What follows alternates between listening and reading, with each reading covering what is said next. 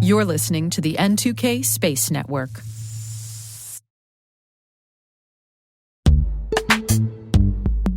Identity architects and engineers, modernize your identity systems with Strata. Integrate legacy apps with any IDP, ensure seamless identity failover, and apply MFA without touching app code.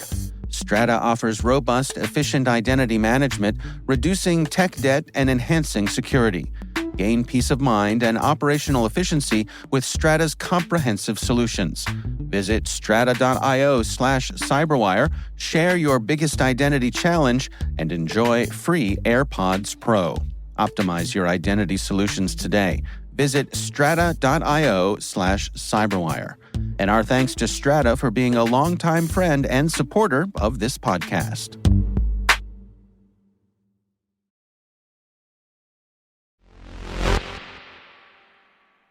Things have been a little quiet lately at Kennedy Space Center since the Crew 9 launch, all thanks to the grounding of the Falcon 9. But the quiet is soon to be shattered. ULA has rolled out the Vulcan Centaur, and we're sure the heavy lift will be disrupting the peace later this week. T-minus 20 seconds to LOS speed rest. Go for deploy. Roger roll. Today is October 1st, 2024. Happy October, everybody. I'm Maria Varmazis, and this is T-minus.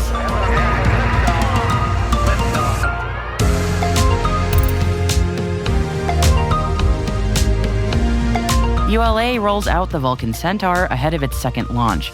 Astrobotic's Griffin lunar lander completes testing with the Deep Space Network. China shares its new lunar spacesuit design. And our guest today is Jean-François Morizur, CEO of Cailab. Jean-François will be talking to me about the first optical communication test of the Coronos satellite. So stick around for that chat.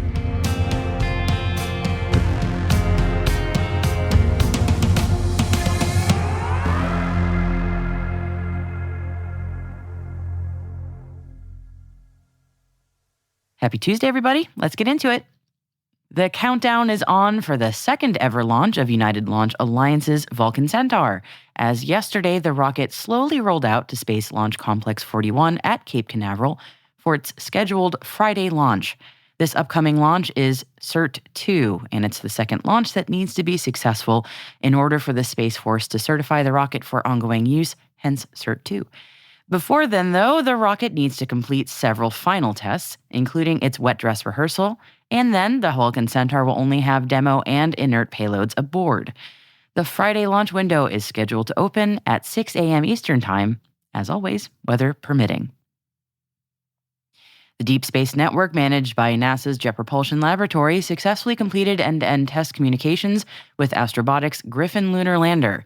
The test demonstrated the lander's compatibility with space-to-ground communications that will occur during Griffin Mission 1's journey to the lunar surface. The Griffin lander continues its assembly and testing at Astrobotic's headquarters, and it's currently scheduled for its launch from Cape Canaveral, Florida in 2025. The European Space Agency has wrapped up final tests on the Hera spacecraft 1 week ahead of the launch window opening. And Hera will perform a detailed post-impact study of the target asteroid Dimorphos, the orbiting moonlet of the binary asteroid system known as Didymos. Now that NASA's DART mission has impacted the moonlet, Hera will turn the grand-scale experiment into a well-understood and repeatable planetary defense technique. Hera has now been filled with propellant and, as a next step, awaits encapsulation within its launcher fairing. The China Manned Space Agency has shared the design of the nation's spacesuit for lunar landing. The lunar landing spacesuit was released during the third Spacesuit Technology Forum in southwest China's city of Chongqing. The Chinese Space Agency said that the first public appearance of China's lunar landing spacesuit shows the many achievements of China's manned lunar exploration mission. Planet Lab has renewed a 12-month contract with the Federal Police of Brazil for its global daily monitoring over threatened rainforests. The contract has a 7-figure value and was formalized through Planet's partner Escon Geospatial.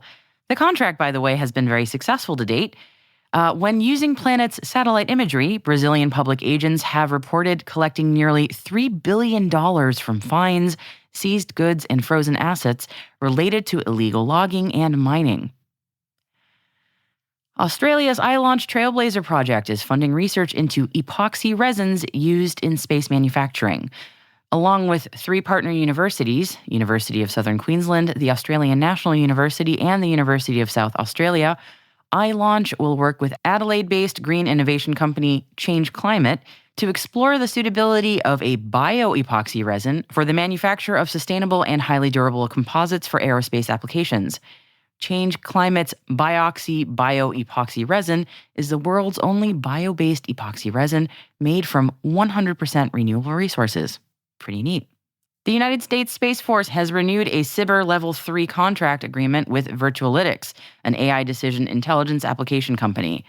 Through the agreement, Virtualytics will continue deploying its integrated readiness optimization workforce product.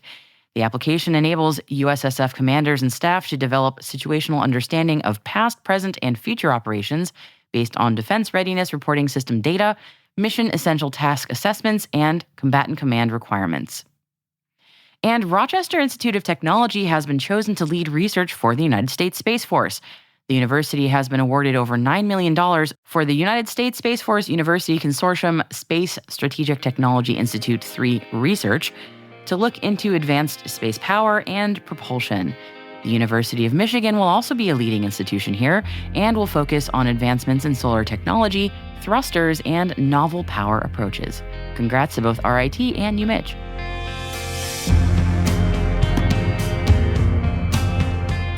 And that concludes today's Intel briefing. You'll find links to further reading on all the stories we've mentioned in our show notes and over at space.n2k.com. Hey T-Minus crew, as a little reminder for you, we here at N2K are having an annual get-together on Wednesday and Thursday, and so we'll be publishing special episodes on those days in lieu of our normal daily Intel briefings. Tomorrow, T-Minus producer Alice Carruth will be sharing her report from the NASA social event and Crew 9 launch.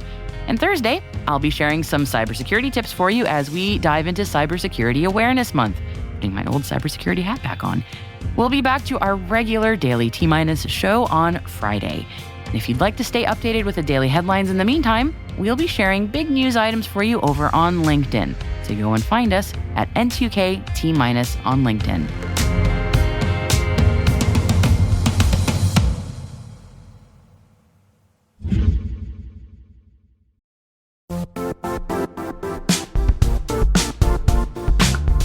And now, a word from our sponsor, Cortex. Security teams face a barrage of more security tools create more complexity, more devices need protection, more specialized focus areas create more silos. The security landscape is changing fast. How can security operations transform to meet current threats? Cortex by Palo Alto Networks consolidates SecOps tools into an integrated platform and helps organizations stop threats at scale with AI, automation, and analytics. Learn more at paloaltonetworks.com/Cortex.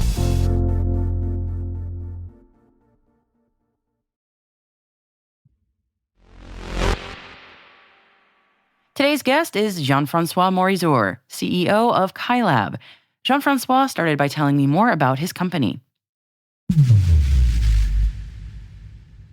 What Cailab does is we sell turnkey ground station, and our job is to make sure those things are available. So they are not a demo. It's not something you do in the lab in university. It's something that is a product. So you can actually get it, buy it, and make it work.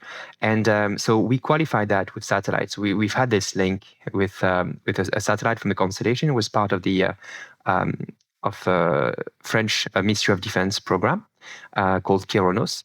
And within that program, we were able to transmit information from the satellite to the ground, transmit light and lock it and get information there. We've also been able to test different scenarios and combine that with the information from Keronos to basically say, yes, this ground station is qualified and it can be used as a way to build an infrastructure on. We're proud of that because a few people actually did demos and very, very good teams all around the world. But these are demos, usually academic in nature. And so the objective is a bit different. We've got this commitment to deliver something to our clients. And this commitment includes something that, keeps working, even if you don't have a few PhDs working around it. And that's kind of what's important for us. It means that people can rely on this and say, okay, now I can deploy that. I can use that as part of my architecture. A lot of people are thinking about this crazy architecture with space, and we contribute to that. There are some incredible, fascinating technical challenges with what you all overcame. Can you talk about those a bit? Because I find optical comms just so fascinating, but it's so neat just watching it at the point it is right now. So tell me a bit about how you all overcame those technical challenges. There's a question of tracking first. So there's a ground, there's a satellite, and you have to make sure they track each other so that you can see the other one and you point roughly in the right direction. And then there's a question of pointing. So it's once you kind of know where it is, like, point the actual laser to it. So it's even, narrow. It's a narrow, the laser kind of challenge is that it's quite narrow. So there's coarse pointing, so that you point the laser in roughly the right direction. Then the fine pointing that's linked to receiving a signal from the other hand. And then you've got something called a lock. So lock means that, both sides like, okay, I'm receiving something, I'm optimizing for that, and vice versa. And so this is kind of the big thing. So saying, okay, I've got a ground lock means you've got the means, the infrastructure for the communication. And then on top of that, you will have a modulation. So you can send information through turn on and off the signal. Or you can have other kind of modulation. And so within, the different programs, some of them, we're able to demonstrate lock, and that's, I think, the very key element. And then sometimes we're also able to demonstrate modulation, transmission of that, and then you get the data from that modulated signal. So this is very, it's an amazing moment because you have to do all those things. And one of the challenges is the atmosphere. The atmosphere is a layer of air that makes it challenging to go through. There's a absorption, of course, so the signal is weaker than what you would have in space. But beyond that, there's also the fact that the light interacts with the air. So it's actually very tiny, but it's big enough to actually matter. One of the examples is, when you look at the horizon and you see this kind of, you can see this kind of blurred images, far away. So imagine the same thing. The satellite especially really when it's hot. far away. Exactly. Yeah. So this kind of dispersion is something that you need to work on. So you need to compensate for turbulence, basically, in order to get it to work. And that's a big challenge in the whole scheme of doing this kind of communication from space to ground. I think this is also why it took so long to get. Like today, it's quite surprising that you've got satellite-to-satellite links that work really well and that are really deployed, and it's kind of almost industrial scale, at least what you see at Starlink. And then at the same time, for the sat to ground, there's like, okay, there's a lot of things to be done, but it's still not at the same level of deployment and basically the number of ground stations that are around. You all were the first to do this, so congratulations. I mean, that's not a small accomplishment at all. That's really quite amazing. So I just wanted to congratulate you. That is quite an accomplishment. And I was also reading that the timescales involved were also quite compressed, which I'm sure added quite another layer of difficulty on top of an already fascinating challenge. Yeah. So the French DoD, they wanted this kind of special program where they were working with kind of new space entities. So both N2K Labs on their side and Cailab on our side. N2K Labs is just providing the satellite and the platform, and they were able to launch it really fast, and that was really impressive. And they did an amazing job on this, and the program management on this was top notch. It was really difficult to do because there was also constraints on the launchers and stuff like that. And at the same time, we did the ground, and then getting to have a optical ground station that is reliable enough, that is not a demo, that's something then people can buy and leverage for other kind of missions. This was also a challenge, and so this was compressed. This is what new space is about. You take a risk in calendar, risk in investment. There's a private money in it also, not just government funding. And in the end, you've got a result. And then this creates a new capability that people can rely on. Yeah. And I was reading on Breaking Defense, that's the great website, and I was reading your interview with them about both the ground station and the terminal on the satellite are off the shelf now. Or can you explain that a little bit more? Maybe I misunderstood. Yeah, no, that's right. The idea is that you can purchase those. So we don't do the terminal. It's not our job, and I'm not supposed to talk about the terminal supplier. But what I can tell you is there are today a lot of terminal suppliers that are off the shelf terminals, and they are compatible with our ground station.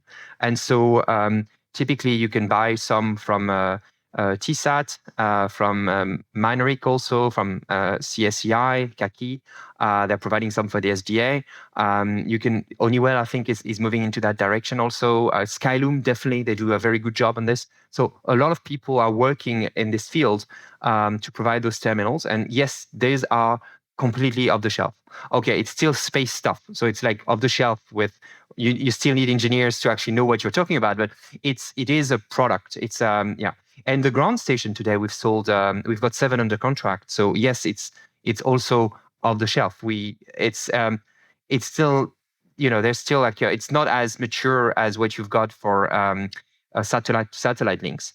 But we are happy that we won, and we've been selected for a few large contracts where basically they were looking for this kind of turnkey solutions.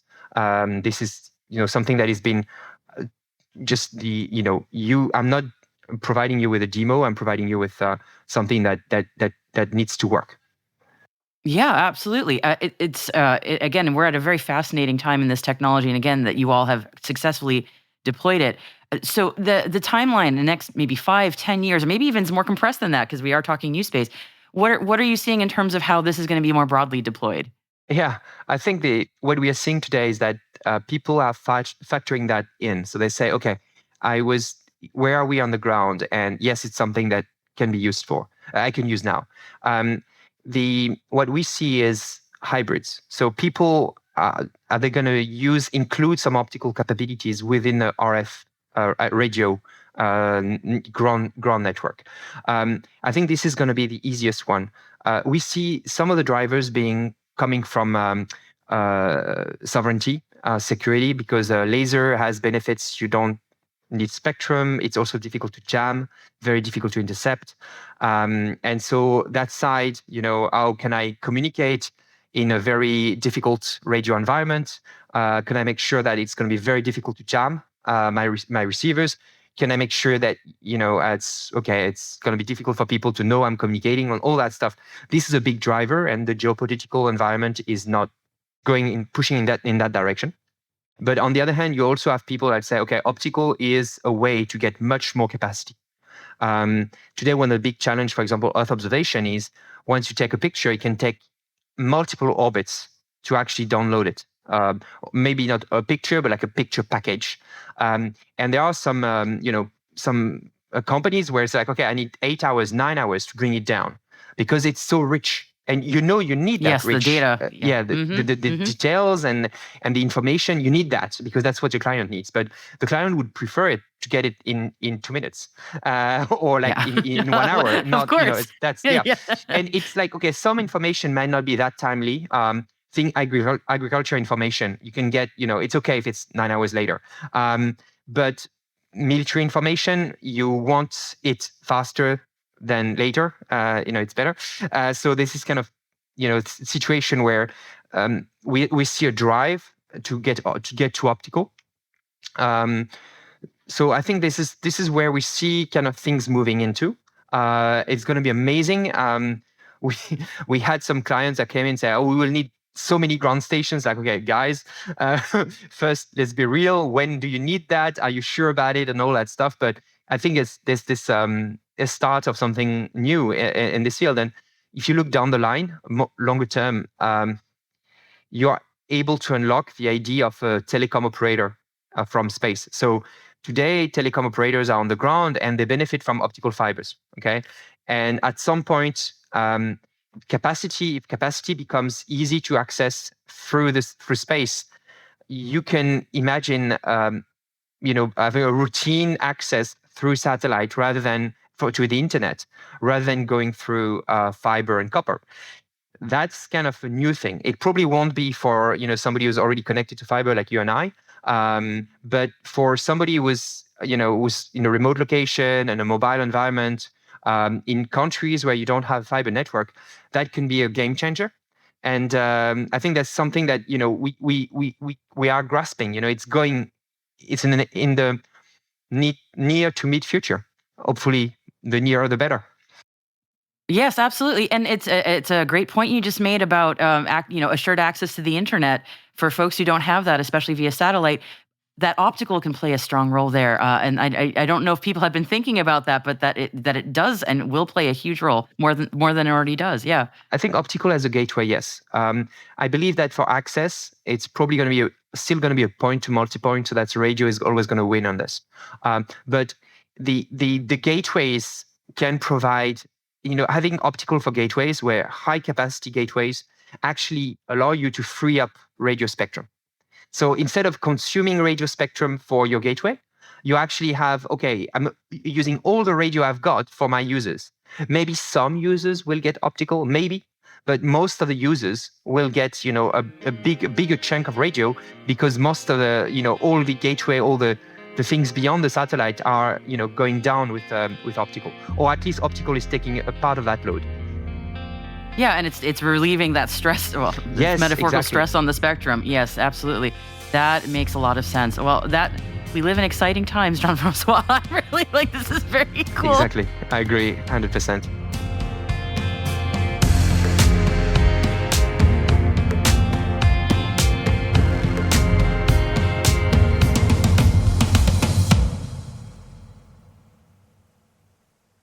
We'll be back.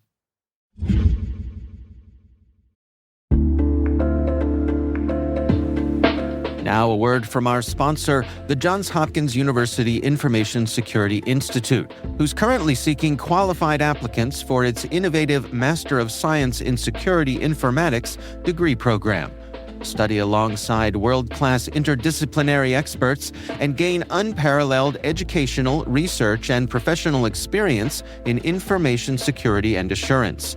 Interested U.S. citizens should consider the Department of Defense's Cyber Scholarship Program, which covers tuition, required fees, textbooks, and a laptop, as well as providing a $32,000 additional annual stipend. Apply for the spring 2025 semester by November 15th and apply for this scholarship by February 1st. Learn more about both at cs.jhu.edu/MSSI.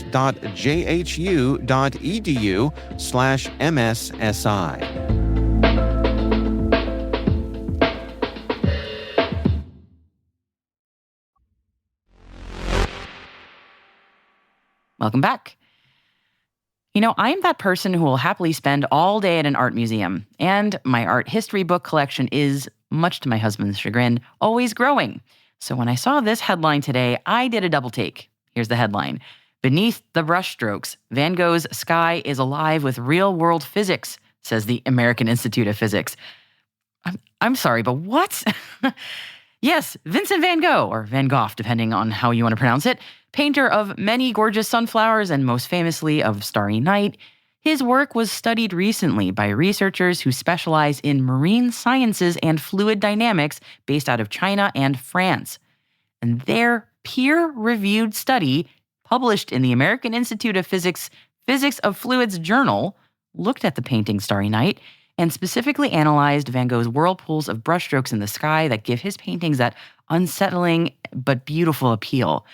And it ends up, upon very close inspection of those whirls, measuring the variance between the dark swirls and the light swirls, aka the brightness of the paint, as well as the brushstrokes' scale and shape, it ends up those swirls actually match incredibly well the actual turbulent flows in the atmosphere. And they match so much so that Van Gogh's work actually aligns with something called Kolmogorov's law, which is used to predict atmospheric movement and scale according to measured inertial energy. And here's a little bit according to the study's excerpt. This result suggests that Van Gogh had a very careful observation of real flows, so that not only the sizes of the whirls and eddies in the Starry Night, but also their relative distances and intensity follow the physical law that governs turbulent flows. So it's not some weird hyperbole to say Van Gogh's sky whirlpools follow the laws of physics. Apparently, they are almost an accurate model of atmospheric dynamics, specifically cascading energy and turbulence. I don't think I would have believed it if someone had told me this either, but it seems this group of researchers wanted to prove this long-debated theory once and for all. All of us nerds of science and art really appreciate it.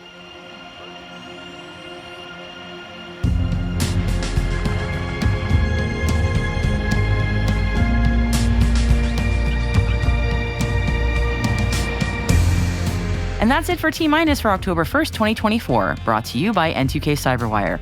For additional resources from today's report, check out our show notes at space.n2k.com.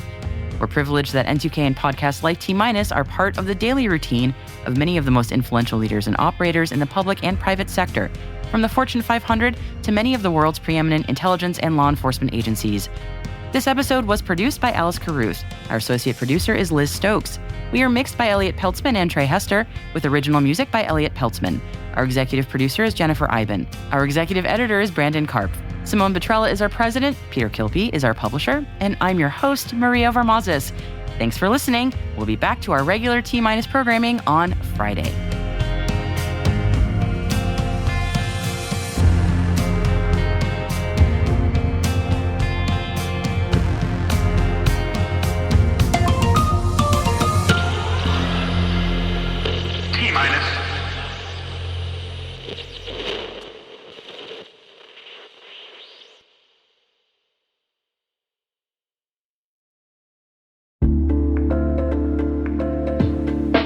And now, a word from our sponsor, Maltego. Cyber, physical, fraud, and foreign influence threats are evolving as we speak. Automation alone can't catch them all, making human insights indispensable.